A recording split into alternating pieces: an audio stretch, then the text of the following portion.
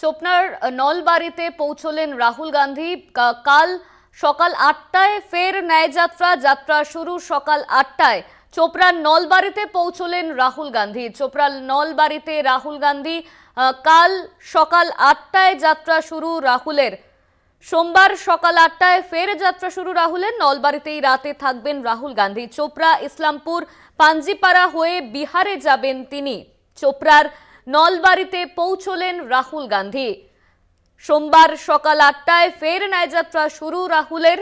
নলবাড়িতেই রাতে থাকবেন রাহুল গান্ধী। চোপড়া ইসলামপুর পাঞ্জিপাড়া হয়ে বিহারে যাবেন তিনি। নলবাড়িতেই রাতে থাকবেন রাহুল গান্ধী। এই মুহূর্তে যে খবরের দিকে নজর রাখছি, চোপড়ার নলবাড়িতে পৌঁছলেন রাহুল গান্ধী। নলবাড়িতেই রাতে থাকবেন রাহুল গান্ধী। সোমবার সকাল ৮টায় ফের যাত্রা শুরু, ন্যায়যাত্রা শুরু। দুদিন বন্ধ থাকার পর ন্যায়যাত্রা শুরু হয়। আজ জলপাইগুড়ি থেকে শিলিগুড়ির উদ্দেশ্যে ন্যায়যাত্রা শুরু হয়।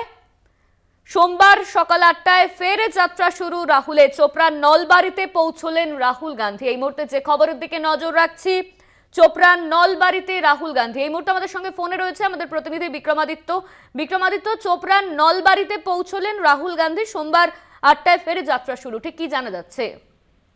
দেখো, সকাল থেকেই কিন্তু বেশ উত্তেজিত ছিল উত্তর দিনাজপুরের জেলা কংগ্রেস কমিটির সমস্ত কর্মী সমর্থকেরা। তারা কিন্তু সেই স্থানে অনেক আগেই পৌঁছে গেছে।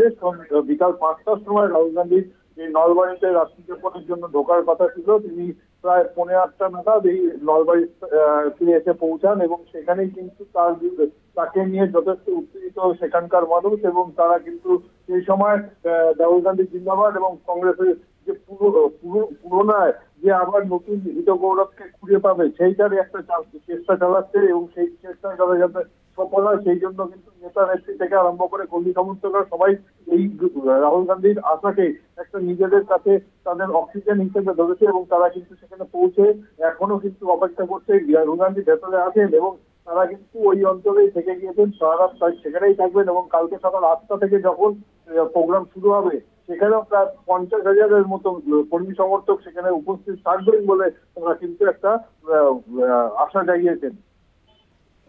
একদমই, তুমি আমাদের সঙ্গে থাকো। এই মুহূর্তে যে খবরের দিকে নজর রাখছি, রায়গঞ্জে মুখ্যমন্ত্রীর সভার প্রস্তুতি তুঙ্গে।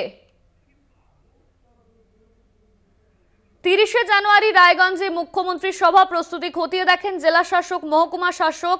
রায়গঞ্জে মুখ্যমন্ত্রী সভার প্রস্তুতি তুঙ্গে।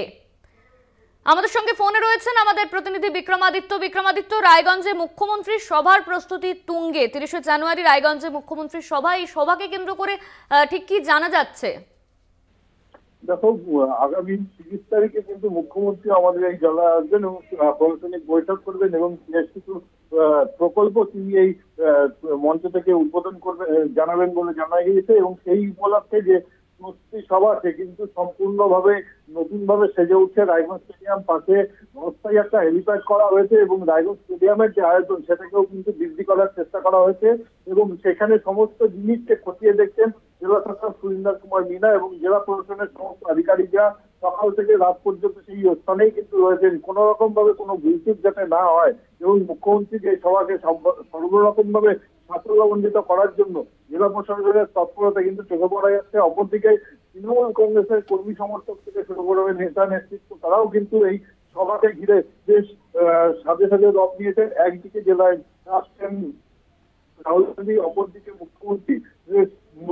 মোটামুটি বলতে পারা যায় গোটা জেলা জুড়ে কিন্তু ভোটের একটা দাবাবা বেজে গিয়েছে এবং সেই ভোটের যে প্রিকশন হিসেবে তারা কিন্তু তারা নিজেদের যে সভ্য সমর্থক আছে তাদেরকে একত্রিত করে এই সভাকে সাফল্যমণ্ডিত করার জন্য কিন্তু উঠে পড়ে লেগেছে। অর্থাৎ বলা যেতেই পারে যে উত্তর দিনাজপুর জেলা কংগ্রেসের যেরকম সভা রয়েছে, তৃণমূল কংগ্রেসের মুখ্যমন্ত্রী যেহেতু সভাতে আসছেন, কিন্তু তৃণমূল কংগ্রেস কিন্তু এই সভাকে সাফল্যমণ্ডিত করার জন্য সব রকম ভাবেই এগিয়ে রেখেছেন। তারা কিন্তু চাইছে এখানে মুখ্যমন্ত্রী সভার পরে তারা কিন্তু একবারে হাতে লেগে পড়বে এবং সভাকে সাফল্যমণ্ডিত করার জন্য সব রকম চেষ্টা তারা চালিয়ে যাচ্ছে। ধন্যবাদ তোমায়। আমাদের সঙ্গে ছিলেন আমাদের প্রতিনিধি বিক্রমাদিত্য বিশ্বাস।